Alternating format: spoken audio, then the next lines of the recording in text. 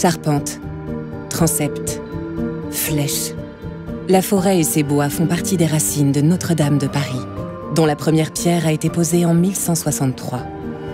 À la suite de l'incendie du 15 avril 2019, l'objectif est donné, la réouverture de la cathédrale en 2024. L'un des défis est de taille, reconstruire à l'identique la flèche pensée au XIXe siècle par l'architecte Eugène Viollet-le-Duc, une flèche qui culminait à 96 mètres de hauteur. Pour cela, ce sont 1260 chênes aux dimensions et qualités exceptionnelles qu'il faut trouver. Pendant plus de 3 ans, tous les opérateurs de la filière forêt-bois française, regroupés au sein de l'interprofession nationale France-Bois-Forêt, se sont organisés à travers la France pour identifier et fournir les bois nécessaires pour ce chantier historique, aux côtés de l'établissement public chargé de la restauration de la cathédrale et des architectes en chef des monuments historiques.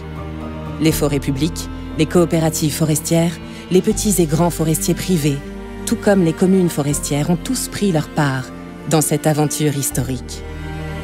Dans la grande histoire de Notre-Dame de Paris, se niche celle de la forêt française, riche, belle, du travail de générations de forestiers, du savoir-faire de scieurs, de transporteurs, de charpentiers, d'architectes, d'ingénieurs. L'excellence d'une filière bois française au service de la restauration d'un monument unique du patrimoine français.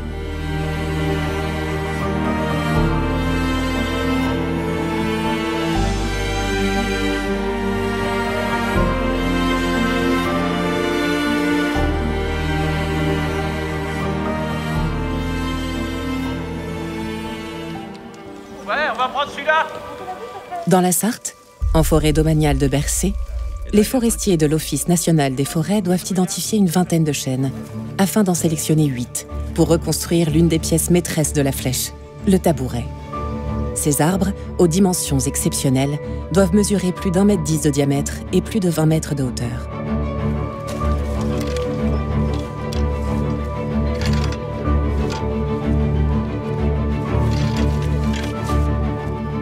Il est à 115 d'un côté et 100 de l'autre. On va le mettre à 110. Ouais. Ah bah là j'ai déjà marqué. Ouais. Non mais 105, on est plus proche de la vérité. Je demandais si on Il va falloir le prendre celui-là. Ça c'est donc le transpondeur, le vertex. Ce qui nous permet donc de mesurer les hauteurs. Il faut faire une première visée sur la mire et après je fais une visée sur la hauteur pour avoir les longueurs pour pouvoir faire le théorème de Pythagore. 21,60 m. Nous on se fie déjà à l'aspect de l'arbre quand on voit ce qu'on appelle les fibres, donc l'écorce, quand il file. Donc là on sait que l'arbre va être vraiment de très bonne qualité. Après on a les différents nœuds des blessures. Allez, 106. Celui-là par contre tu l'auras quand même déjà, toi tu auras peut-être une purge parce que là on voit qu'il y a quand même des défauts. Ouais. Pour nous c'est un projet exceptionnel de dire que nos arbres peuvent aussi rénover la cathédrale. Ces chênes ont été plantés il y a plus de 200 ans et sont accompagnés dans leur croissance par l'ONF dans une gestion durable au fil des siècles, permettant un renouvellement continu de la forêt. On fait pousser les arbres tous ensemble. Au début, ils sont tout petits et ils sont en très grand nombre. Et ils vont pousser. Ils vont aller chercher la lumière en hauteur, toujours, en se comprimant, parce qu'ils sont très nombreux. Et puis, au fur et à mesure, le forestier va passer dans cette forêt, sélectionner les plus beaux sujets, enlever les autres qui le gênent, pour qu'au final, au bout de 200 ou 200 ans, eh bien, il ne reste que ces arbres majestueux. Aujourd'hui, le premier jour, et dans 2 ans, on livre ces bois-là sur le chantier. En attendant la venue des architectes pour la sélection finale, 20 chênes ont été identifiés. Dans les forêts publiques, à l'instar des forêts domaniales qui appartiennent à l'État, ce sont dans les forêts communales que sont recherchés une partie des arbres. À Blondefontaine en Haute-Saône, à Ilsenheim dans le Bas-Rhin, à Tavaux dans le Jura, la fierté de faire partie de cette aventure se ressent.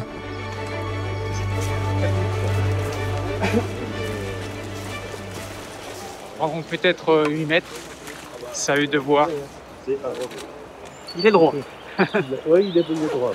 L'association des communes forestières nous a sollicité en nous demandant si nous voulions donner un chêne pour la reconstruction de la cathédrale Notre-Dame de Paris. Tout le monde était d'accord, donc on a dit ok, c'est parti. Là, il a fait le tour de son cycle. Donc il a emmagasiné le carbone tout le long de sa vie. Et il l'a stocké dans son bois. Là, c'est un rôle très important. En plus du rôle social, parce qu'il y a une filière bois derrière. C'est une parcelle qui va être régénérée. C'est-à-dire que ce chêne a déjà ensemencé cette zone. Et les glands sont tombés, donc ils vont réagir dès qu'ils seront en lumière. Il y a du semis un petit peu partout.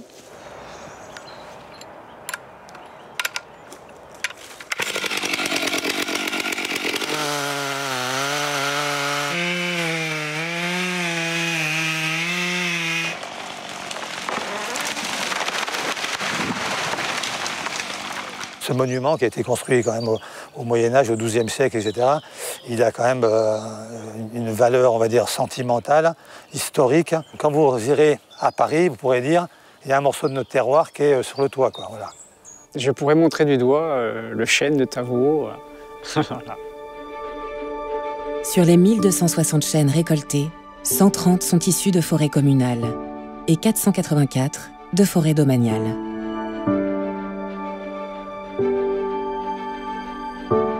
L'autre moitié, 646 chênes exactement, vient des forêts privées qui couvrent près des 3/4 du territoire forestier français.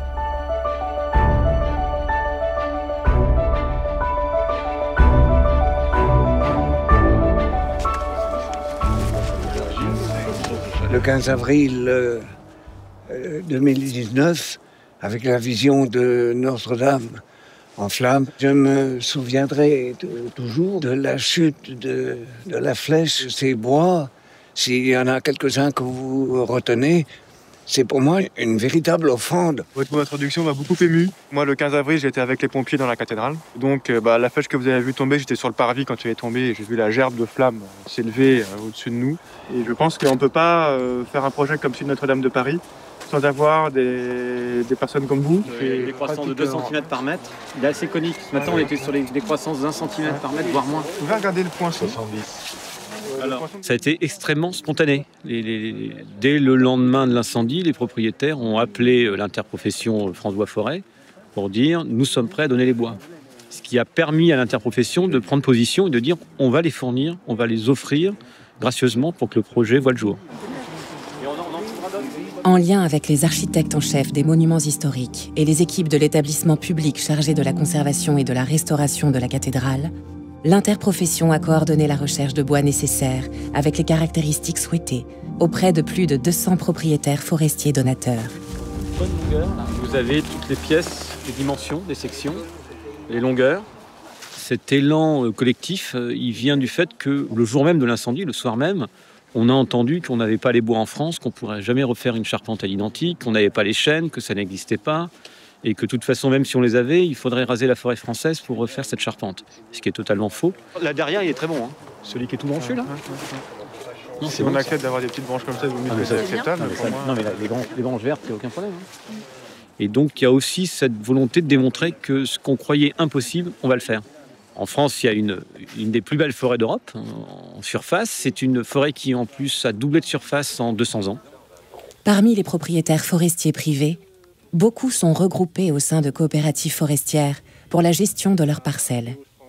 À la coopérative Nord-Seine Forêt de Za, une cinquantaine de forestiers proches d'Amiens, de Compiègne ou de Rouen se sont portés volontaires pour fournir chacun un chêne à l'opération.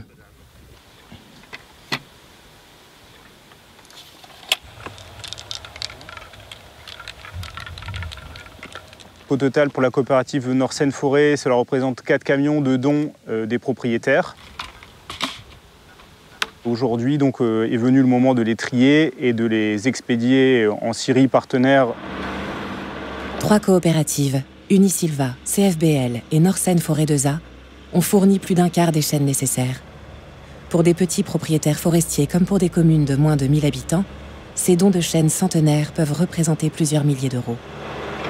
Cette émotion qui a suivi l'incendie, en fait, elle s'est traduite par cette mobilisation générale. Cette opération, c'est une très grosse opération. Elle repose sur énormément de maillons de la filière. On ne doute pas aujourd'hui que nous réussirons ce pari qui, au départ, était un peu fou, mais Notre-Dame mérite tous les efforts que la filière va faire. Et donc aujourd'hui, c'est tellement évident que nous avons la ressource pour faire ça, que c'est aussi une des motivations de la filière de montrer qu'elle sait répondre à ce type de sollicitation qui est vraiment exceptionnel, parce que des chantiers de ce type, il y en a un par siècle. Les architectes de Notre-Dame poursuivent leur route vers la forêt domaniale de Bercé, afin de sélectionner 8 chênes parmi les 20 repérés quelques semaines plus tôt par les forestiers de l'ONF.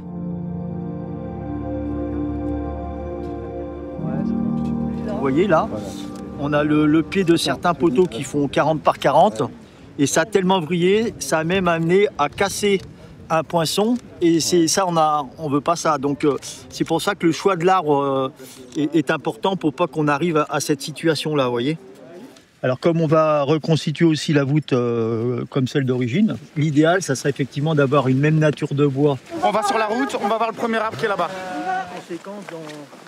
L'enjeu, c'est effectivement de révéler un petit peu ce que les charpentiers de l'époque, au 19e siècle, avaient été capables de faire. Et c'est là où ça force aussi l'humilité. Avant de voir un chef-d'œuvre tel que la flèche de Viollet-le-Duc, eh ben, c'est qu'il y a plein d'autres chefs-d'œuvre en amont, comme cette forêt. On se dit, il est aussi possible de prendre des bois qui sont un peu plus petits, à condition que la courbure soit à peu près au bon endroit. Et puis il y a une courbure celui-là.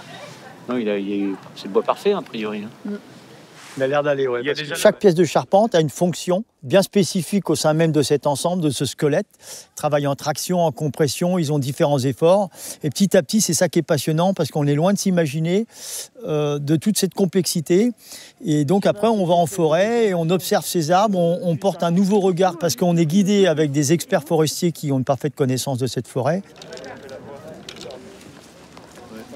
Je suis descendu un peu sur la couleur noire. Et il y a 22 mètres. Ben moi, je pense que ce qui serait bien... Donc il va bien celui-là. Hein, celui-là, il y va. Celui-là, c'est bon. Il y va. Ouais. Là, on a vu 6 arbres, il y en a au moins 2 ou 3 là, qui correspondraient assez bien au cahier des charges. Le côté exceptionnel fait qu'on doit, avec toute la filière bois, donc les forestiers, l'ONF, les scieurs et les charpentiers, valider tous ensemble en fait, que ces pièces correspondent au cahier des charges qu'on a établi.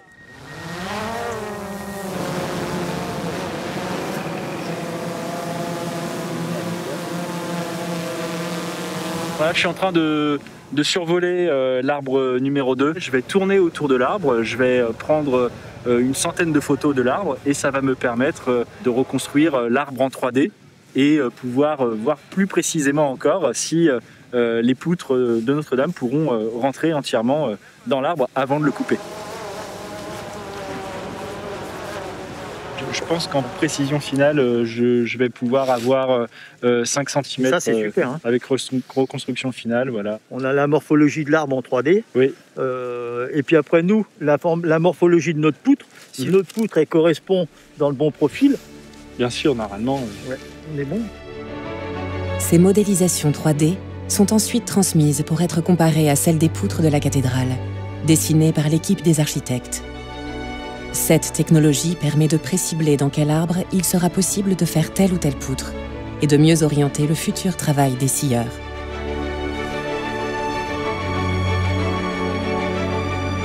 La neige a fondu et Bercé connaît une effervescence particulière. Ça va? Eh ben oui, ça va, bienvenue à Bercé. Vous allez bien? Et donc, vous remercie. On est très heureux d'être là, vous vous rendez compte? Quel symbole! À Bercé. Oui. On est au milieu de ce que nous appelons une futée cathédrale. Oui. Donc, Le premier chêne pour la restauration de la cathédrale est marqué du sceau de l'État, signe qu'il est prêt à être récolté. Je tiens vraiment à remercier chaleureusement l'ensemble des acteurs publics et privés organisés au sein de France Bois Forêt qui se mobilisent à travers cette action. Ce don exceptionnel est le fruit de l'implication dès le lendemain de l'incendie de toute la filière. Les chênes que nous marquons aujourd'hui forment un pont entre les siècles, les générations, les professions également. C'est donc un moment d'émotion, un moment d'histoire, un moment d'humanité, et puis c'est surtout un moment de volonté. Je suis très ému de sortir enfin du chantier de la cathédrale pour cette fois passer d'une phase de consolidation. Et là, on est maintenant dans la phase de reconstruction. Donc on est au pied de l'avenir de la cathédrale ici. Et c'est vraiment toute la France, toutes les régions de France, toutes les provinces de France qui participent à la reconstruction de cette cathédrale. Merci à vous tous, merci à la filière bois et vive la cathédrale Notre-Dame de Paris.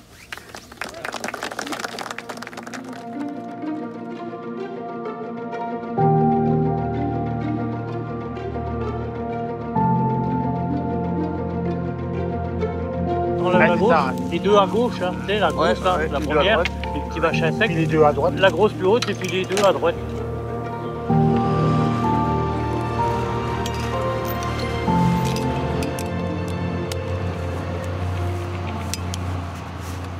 On va couper les branches de l'arbre pour les filer au maximum, qui ne cassent pas l'abattage et pour tirer le maximum de bois.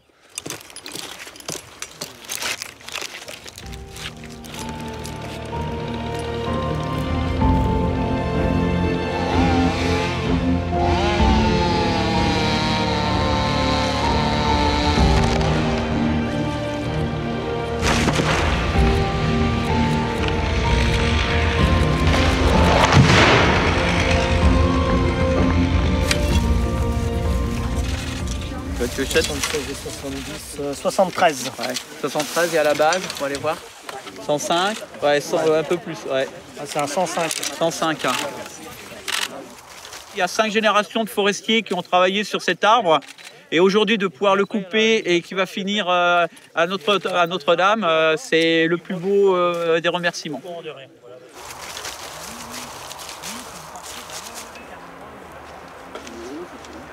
On coupe au pied, nous, en abat le chêne. On va toujours voir s'il n'y a pas une souche, si ça tombe, faut pas que ça tombe sur les souches surtout. Là, on enlève toutes les hanches et après on fait une coupe, une grande coupe. Puis après, on coupe derrière et on laisse une charnière de chaque côté, puis après ça part.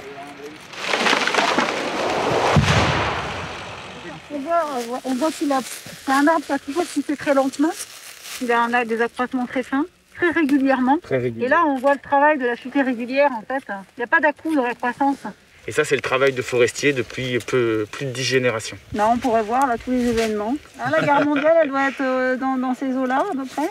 La récolte des arbres de la future flèche s'inscrit dans notre gestion quotidienne et durable. Les arbres étaient prévus à la récolte en 2021. Donc on les récolte parce qu'ils sont mûrs, ils sont arrivés à l'âge où il faut les récolter et renouveler le peuplement, faire en sorte que les jeunes chênes qui sont au pied de ces grands et majestueux chênes puissent pousser. Ce projet de rénovation de Notre-Dame mobilise toute la filière. Ça mobilise évidemment les propriétaires forestiers, mais aussi tous les intervenants avec les forestiers, le savoir-faire des bûcherons, des débardeurs, des éhoupeurs, puis après des transporteurs et des scieurs. Donc il y a une vraie mobilisation de l'ensemble de la filière amont pour mettre à disposition des charpentiers des poutres qui correspondent à leur attente et donner une seconde vie à ces chênes exceptionnels dans la future flèche. Les arbres coupés, qu'on appelle les grumes, sont ensuite déplacés par un débardeur au bord de la route. C'est le moment pour les chênes de quitter leur forêt et prendre le chemin d'une nouvelle destinée.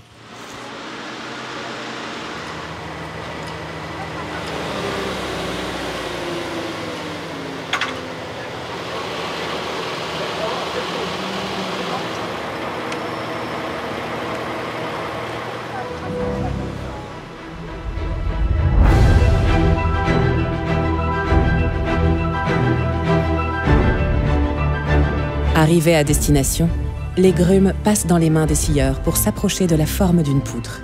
La scierie Dupriez-Lepinette dans l'Oise, comme une quarantaine d'autres, s'est rapidement portée volontaire pour participer à cette grande aventure. Donc là, vous avez déjà 3 pièces qui ont été corsées ce matin et qu'on va scier tout de suite pour que vous puissiez voir un peu la qualité du bois.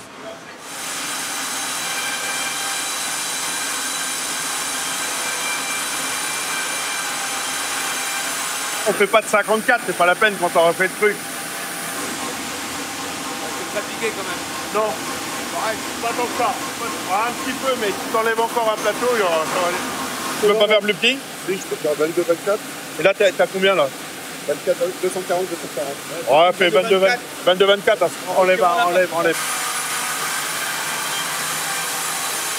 Pour moi, c'était une évidence. Hein. Je veux dire, c'est un projet qui est quand même dans le sens de notre métier et puis de participer à cette grande chose. Parce qu'on aime le bois, on aime notre métier. Les cathédrales, c'est quand même une image un peu fantastique, spirituelle. Et puis c'est vrai que dans l'entreprise, ça a mis de l'allant, on s'est senti utile.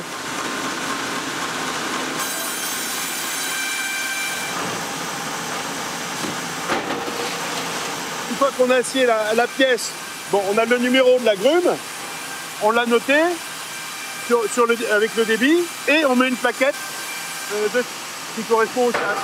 Comme ça, tel numéro de grume correspond à tel numéro de débit.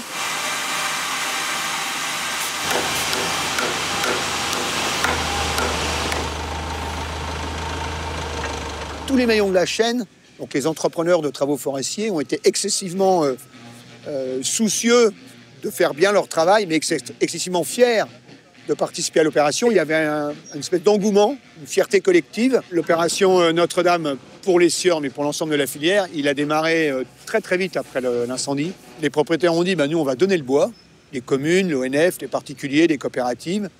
Et nous, les scieries, on a dit, nous on va le scier en mécénat. T'as le camion qui a été livré en juillet, là. C'est celle-ci. Et puis, alors là, tu avais 36 mètres cubes. Et là-bas, tu avais 110 mètres cubes. Hein. En réalité, là, on va peut-être pouvoir faire 2 pièces.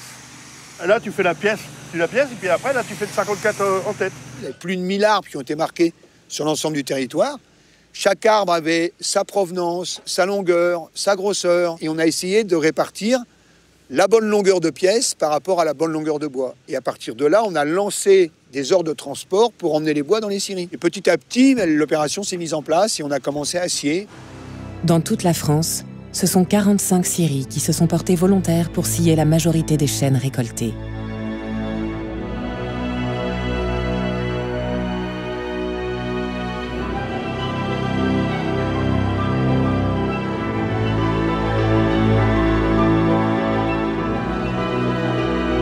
En Mayenne, la scierie des Géants accueille les plus grandes pièces de la cathédrale, afin de les débiter à la bonne taille, avant de passer dans les mains des charpentiers. Les architectes de Notre-Dame, ils voulaient suivre le projet de près parce que c'est quand même les 8 plus grosses pièces exceptionnelles de la flèche. Il fallait très rapidement qu'on sache si on était capable de faire les pièces demandées dans ces bois-là. C'est quelque chose qui s'organise énormément en amont. Ils sont venus à la scierie. On a fait une journée entière de repérage et de prise de cote. Il fallait que je coupe des bois de 25 mètres de longueur par 90 de diamètre. C'est des choses qu'on ne faisait pas encore. On a transformé le bâtiment, la machine. On a fabriqué quelques engins pour la manutention de ces gros bois. Ils font à peu près 15 tonnes. Tu peux remettre le laser? On a 105. Là, on commence à envoyer la machine avec un scieur qui est toujours auprès de la machine pour enlever des épaisseurs au fur et à mesure pour arriver à une qualité souhaitée, et une épaisseur de bois souhaitée. On va descendre petit à petit pour voir aussi ce qui se découvre à l'intérieur, voir s'il n'y a pas des surprises, des mauvaises surprises, Et il faut qu'on sorte un plateau de 36 cm d'épaisseur. 36 d'épaisseur, oui. De section. De section en épaisseur, oui. Ça fait longtemps qu'on n'a pas reconstruit des transepts et des flèches en France. C'est une fidélité à l'histoire de la cathédrale. C'est un vrai défi professionnel. Et l'émotion n'est pas retombée. Tout le monde a à cœur de se mobiliser pour la reconstruction de cette cathédrale. La coupe de ces 8 grandes pièces a en partie été financée par des dons d'argent de scieurs spécialisés dans les résineux, ne pouvant pas prêter main forte directement à l'opération. Ce chêne-là, il est absolument parfait. Il n'y a aucune singularité, pas de nœud, pas de petites branches, etc. Et surtout, il a un fil parfaitement droit. Le fil, là, on le voit bien, les traits, c'est le fil du bois. Il est parfaitement droit, ce qui fait que la poutre, quand elle va être prête, elle ne va pas se déformer. Quand le fil est un petit peu, il tourne, il est un peu vissé, ça peut déformer les poutres. Or là, c'est sûr que la poutre qu'on a là, elle va tenir le temps. Après avoir été sélectionnés, récoltés et sciés, les 1260 chênes nécessaires à la restitution de la flèche, du transept et des travées adjacentes seront acheminés dans les ateliers des charpentiers pour être montés à blanc avant d'arriver sur le chantier à Paris, début 2023. Grâce à ces chênes centenaires, au travail de 5 générations de forestiers, à la générosité des forêts domaniales et communales, mais également de petits et grands propriétaires privés, à la mobilisation de toute la filière forêt-bois française, à travers toute la France, des forestiers aux scieurs jusqu'aux transporteurs, la cathédrale pourra retrouver sa splendeur et briller à nouveau sur le monde.